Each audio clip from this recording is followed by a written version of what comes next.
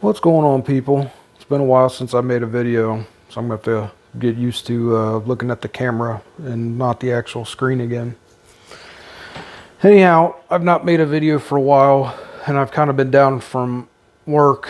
I had to have a hand surgery done, and I don't know if I can really show it, because with my luck, YouTube will freak out and pull my video because of graphic content or something. But I had what's called Dupuytren's contractures, and it basically, I'll show the back side of my hand. It basically, the fascia inside your hand starts turning into tightened bands, and it starts pulling usually these two fingers in. They said it's people with Viking ancestry. I thought that was kind of weird, and apparently I've got it really bad. So over the past couple of months, it's gotten to the point where it was difficult to do things with my left hand, which in this line of business makes things incredibly difficult to get done. So I finally had surgery on it, and just now kind of being able to get back in the groove of things. And I do have a customer who might be watching this. I want to let him know that I am getting ready to start on the titanium parts for your gun. I'll probably end up videoing that. So I have gotten further on your show my hand on your gun. But anyhow, the hammer's done. It turned out nice. What was I gonna say? Oh yeah, the reason so before anybody clicks off of this video, what this one is about is over the summer I got into air guns. And when most people think of air guns, they think of like the old, Red Riders and BB guns and stuff like that. But air guns have come a long way in the past couple of years. You've got a few different types. You've got, of course, I'm going to blank out now. You got CO2 guns, which, you use the CO2 cartridge, and the pressure from it propels a BB or a pellet. You've got spring piston ones, and those are your ones, like single barrel breakdowns, where you got to break the whole barrel down in half to cock it. And what's happening there is you're compressing a spring with a piston in front of it. So then you load your pellet, and when you close the barrel, it's cocked.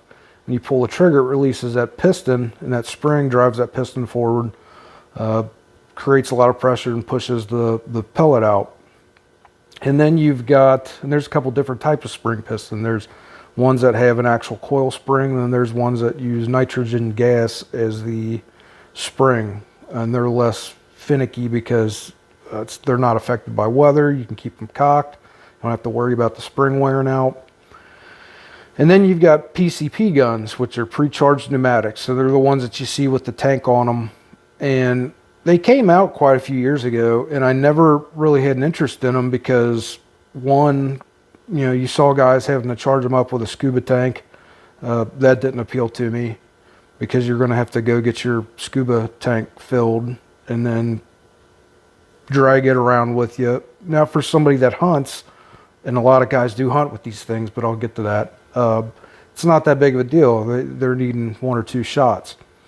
But the other thing that didn't appeal to me about them was, it was my understanding that with these, the pre-charged pneumatics, the ones with the tank, they're the more powerful ones. But my understanding used to be that, why it didn't appeal to me, your first shot was always going to be your most powerful shot.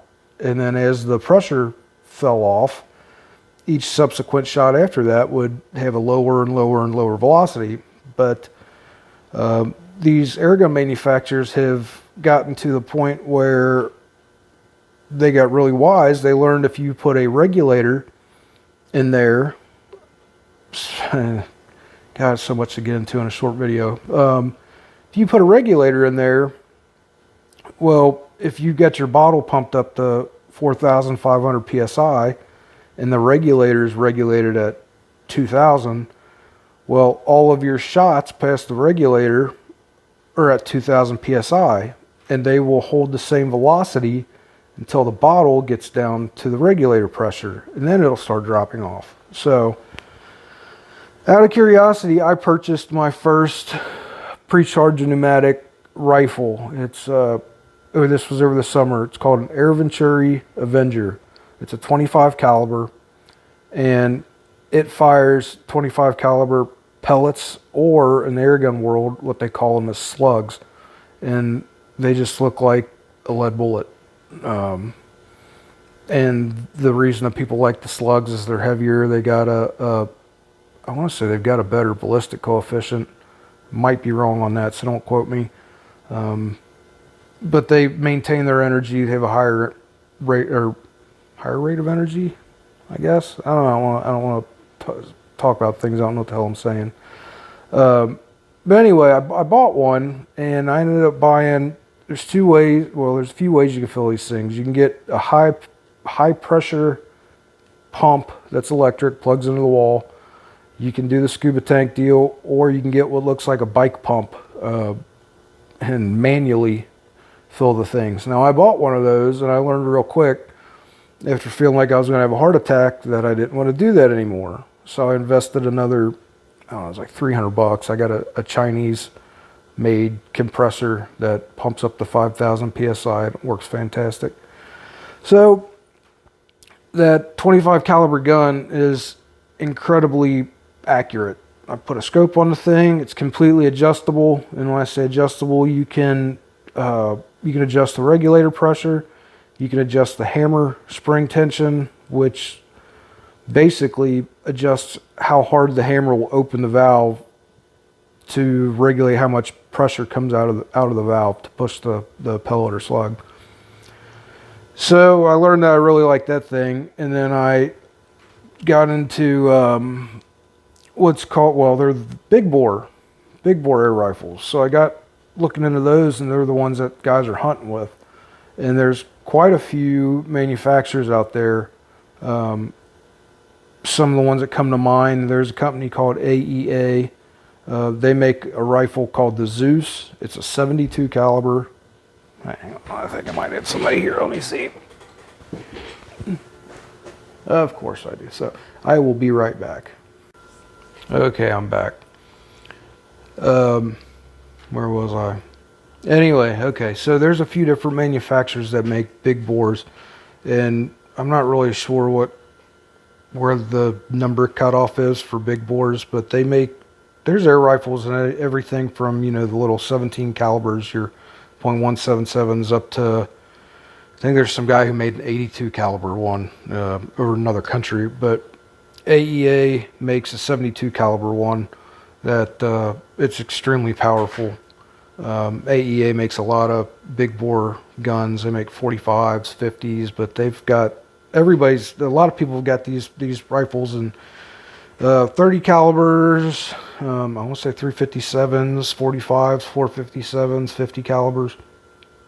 So anyway, I got on the kick of watching YouTube videos of people hunting and target shoot with these big bores, and the one that I really caught my attention was there's a company called, it's not too bad, but there's a company called Umarex that makes what's called the Hammer, and it's a 50 caliber, and I don't know if it still is, but for the longest time it was advertised as being the world's most powerful 50 caliber air rifle. So it'll push a 250 grain slug, and I believe, I don't quote me exactly on numbers, but and these, when I say slugs, these look almost like muzzleloader mini balls, but they're just soft lead slugs, soft lead bullets. But it'll push a 250 grainer at 1,000 feet per second, which is jeez, Pete's phone call coming in. But sorry, I get somebody else.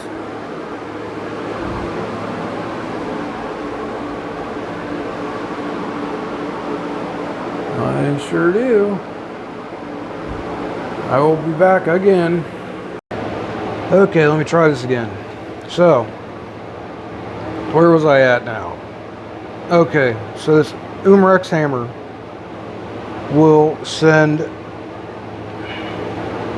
bear with me here, touted as being the world's most powerful 50 caliber air rifle, push a 250 grain slug at 1,000 feet per second. I can't remember how many foot-pounds of energy that is, and I'm sure there's people in the comments that'll reiterate what it is, but there's guys hunting with these things. There's a guy who took a Cape Buffalo and dropped that thing. Guys killed deer with them, hogs, coyotes. Some guy over in Africa took a thing called an eland, I think, if I'm saying that right. Big, like, elk looking thing. I'm not a hunter, so anyway, so me being who I am, I thought to myself, well, I don't know dog shit about air guns, except the basics, but I'm going to try to make my own, and I'm going to try to push, thank God my heater just kicked off, the thing's loud, but I thought I'm going to try to push a 250 grain slug at, I made an arbitrary number. I said 1,150 feet per second. So I thought, you know what, that sounds good. So I started off with some raw materials. I got some 70-75 aluminum, some 60-61 aluminum, and then I got a Green Mountain barrel blank, and I used and I'll show you all the stuff. I used a grip sear assembly from a Crosman air gun to save me some time in machining, so I wouldn't have to make one. But this thing is and I'll show it. It's neat. It is a 500 510 bore, so it's basically like a muzzle loader. It's a 1 in 28 muzzle loader. Well, I guess technically not, 'cause it's a 1 in 28 twist barrel. But I would have liked to have found a longer barrel, because it would have probably upped my velocity. So I ended up building this gun, and I'll show it to you here shortly. It's what this video is about. Built it slowly over the past couple months, coming in on Sundays, things like that. And I've shot this thing through 3 different types of chronographs. I shot it through a magnetospeed, or not through, it clamps to the barrel, but I shot it with a magnetospeed. I shot it through an RCBS, which it blows all over the place. I can't stand that. And then I got a cheap airgun chronograph that actually works really fantastic, and I've verified it's accurate with the other 2 chronographs, so that's what I use a lot now. But what was I getting at? So I built this thing. It has a 4,500 psi tank. It's regulated at 3,000 psi, so each shot out of it is 3,000 psi. Now, the neat thing about this is that Umarex hammer that I bought, it will give you 2 full power shots, and then I think a third. It's either 2 full power shots and a third one at 90%, or 3 power shots and then a fourth one at 90%. But I want to say it's 2 at full power and then a third at 90. But anyway, so mine that I built, everything that I built, and I'm not going to really go into the full details of it, of what I did to make this thing do what it does, but it pushed very first time I put it on the chronograph, it pushed my 250 grain slug at 1,417 feet per second. And that is just absolutely hauling. So those are with 510 diameter lead slugs that a friend actually cast for me, and again 250 grainers. So today, and I've shot all kinds of stuff through this thing now. It's a blast, and it works fantastic. It gives you 5 full power shots and then almost a full power 6th shot. And this took a lot of messing around, messing with plenum size, regulator pressure, and valve springs, and to change the amount of dwell. And it's a lot to go into for anybody who doesn't know anything about air rifles, and I still really don't, except for this one that I built. which again I'll show. But today I was just screwing around, and I paper patched. I'll flip the camera around and show you. That is a 500 Smith & Wesson Magnum that I pulled and paper patched. So just for kicks, I wanted to see, you know, yeah, what will that do? It's a 325 grainer, and I just pushed that thing at 1576 feet per second. So this air rifle is kind of scary. It works fantastic. It works good. It doesn't leak down. It's not pretty. It's not, you know, the most gorgeous thing. It looks heavier than it is. It weighs 8 pounds, but I'm going to put a carbon fiber bottle on it, and that should lighten it up 2 pounds. So let me go get the rifle. I'm going to mount it in the vise, and then I will give you a walk around, and I will eventually test fire the thing for you people to see. And another thing is, I assume I'm on a couple of Facebook groups, and the one of all places is I'm on the AEA Airgun website, and not trying to, you know, step on anybody's toes or anything, but I posted it because, one, I'm proud of it. I thought the airgun community would like to see it, and now AEA is deleting my posts. I guess they're not very happy with me, but yeah. So anyway, let me get this thing, and then I'll bring you back to see it. All right, I'm back again. So I got the rifle in my vise, and I'll flip you around here and show you what I got going on and try to explain everything. So overall, here's my cheap little chronograph that I got. I'm going to try to point while looking through the camera, so don't mind me if I'm all over the place.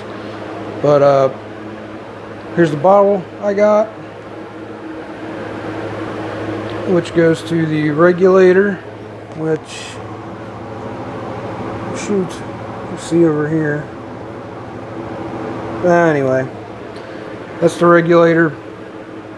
Runs to my plenum, runs to my valve, and don't you love my high performance hose clamp there? It's temporary until I make a better mount, but it does work for now, so don't judge me on that. Anyhow, here's the grip assembly that I ended up using from a Crossman. So cocks back, and I do not want to pull the trigger. Anyway, cocks back, then smacks my valve. When the valve opens, there's a port running from the valve up behind or into the chamber, and then I made this side lever. That's just temporary pins, so don't mind that. There's my 2 finished pins that I made yesterday, so I gotta make another one. But there's my probe, which seals the barrel and the chamber. So this thing cams over,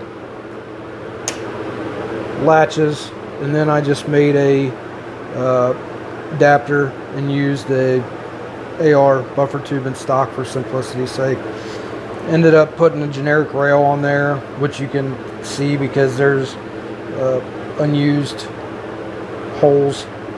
Actually, that one is to get to a screw that has a magical purpose that I'm not going to tell anybody about, just because it's proprietary. But yeah, so it's not the prettiest thing, and I know it kind of looks heavy, but it works fantastic. Like I said, pump this guy up to 4,500. Everything after here is 3,000 psi, and you get 5 full power shots. And prime example, let me see here. Take my paper patched guy here.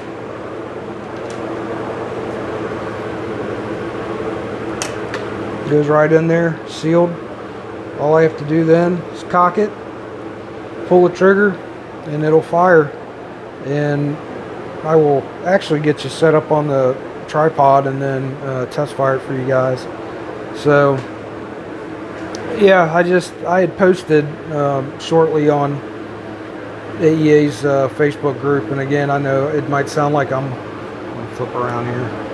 It might sound like I'm, you know, trying to step on somebody's toes. I don't know the owner there or anything. I thought it's not like I'm some big manufacturer trying to pull buyers away from competitors or something. I'm just some dude in a little shop that made an air gun, but I thought the air gun community would like to know about it. But so now they're pulling my posts down. It's kind of shitty. But and again, if anybody from there is watching this, I didn't mean any no ill intent. Just thought people would like to see it. I'm kind of proud of it. But yeah. So I just loaded it up. I stuck that paper patched 50 in there. So I'll even turn on the chronograph and we'll see what number we get. I'm not quite pumped up all the way, but we should still get a decent number from it. So get you set up on the tripod and we'll test fire the thing. All right. So now the rag stack there is just because that tube is filled with rubber mulch, and if I don't put that there, it will blow that rubber mulch all over the place. So here we go. This is the 325 grain bullet pulled from a 500 Smith & Wesson Magnum, paper patched.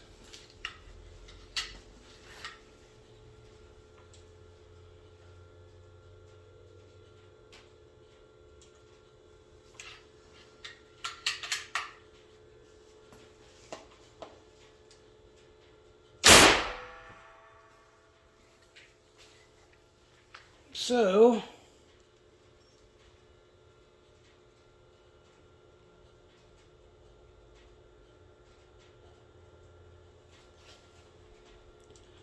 it's 1,378 feet per second. I will bring you back. All right, so back again. But yeah, so you saw that almost 1,400 feet per second. And it's not fully charged. I think I've only got it pumped up to right then it was pumped up to about 28 or 2,900. So it's amazing what an extra 100 PSI can do. But so that's my nifty little air gun that I made. And I've had a couple people contact me and they absolutely want to know if I'd build some to sell them. And I really am considering doing that because right now the competitors they're not able to push the amount of power that I am right now with an air gun. So even the bigger bore, the stuff that's bigger bore than that with heavier slugs, I'm pushing nearly the same amount of power, which I am very proud of. So again, I've got some proprietary stuff that I put in there that I made and developed out of the top of my head. Just insomnia, sitting awake at night staring at the ceiling, and my brain doesn't stop turning. So I come up with ideas and come in here the next day and build them and see what works and what doesn't. And that's what I came up with. But it's pretty cool. I like it. And again, I know it's not the prettiest thing in the world, but for a prototype and a first build, I can't complain too much. But yeah, I'm going to try to get back to, let's see, here's where they opened me up at, and I still don't have, kind of pissed off. That's as straight as I can get. I was told that would be able to go straight. Now, they were like this, so it's definitely an improvement, but I'm not very happy about it. Granted, I'm still healing up, but I will be back to catching up on all the work that I'm backed up on. So building that was literally coming in on Sundays and staying late and stuff like that before I got my hand cut on. But Anyhow, so yeah, guys, if you haven't, if you're curious, and if you haven't, and I know it's airgun guys and the powder burner guys are two totally different, you know, subjects, but for you powder burner guys who normally watch my channel, just for shits and giggles, get on YouTube and look up big bore air guns, and you'll see what I'm talking about. You'll really be impressed with the kind of stuff that these things are doing. They're really, really phenomenal. But anyway, I'm going to go ahead and hop off here, and as usual, thanks for watching.